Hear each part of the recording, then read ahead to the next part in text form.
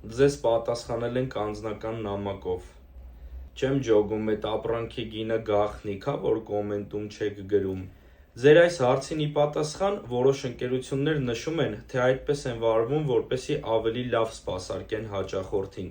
Մյուսները թե մրցակիցների պատճառով են այդպես անում։ Այլոք, որ հաճախորդները չշփոթեն մեկ ապրանքի գինը մյուս ապրանքի գնի հետ։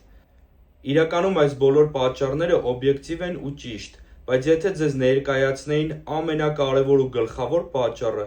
պատասխանը կհնչեր մոտավորապես այսպես. «Այ հարգելի հաճախորդ ջան,